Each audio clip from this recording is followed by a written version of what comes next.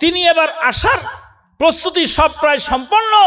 হঠাৎ করে শোনা গেল পার্শ্ববর্তী রাষ্ট্রের দায়িত্বশীলরা বলছে ডাক্তার জাকির নায়েক হলো আমাদের দেশের পলাতক আসামি।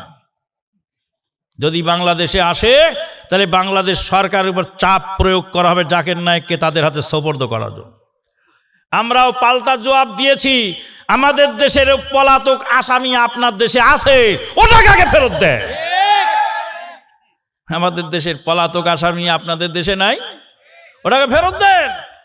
আজকে ইসলামকে ধ্বংস করার জন্য, মুসলিমকে ধ্বংস করার জন্য, দেশের পরিস্থিতিকে ধ্বংস করার জন্য এই যে ইসকন নামক একটি জঙ্গি সংগঠন, এরা মুসলমানদের দুশমন, হিন্দুদেরও দুশমন।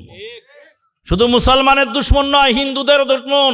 হিন্দু ভাইদেরকেও বলবো সজাগ থাকবেন, কারণ এই দেশে আবহমান কাল থেকে হিন্দু মুসলিম এত সৌহার্দ্যপূর্ণ অবস্থানে আমরা চলেছিলাম।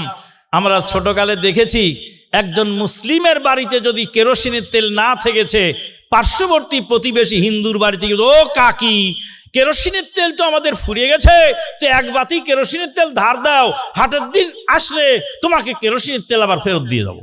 বলেনি? লবণ ধার করে খেয়েছে হিন্দুর বাড়িতে মুসলমান, মুসলমানের বাড়িতে হিন্দু। এইভাবে হিন্দু মুসলিম সহ অবস্থান, কোন দ্বন্দ্ব দেশে হয়নি।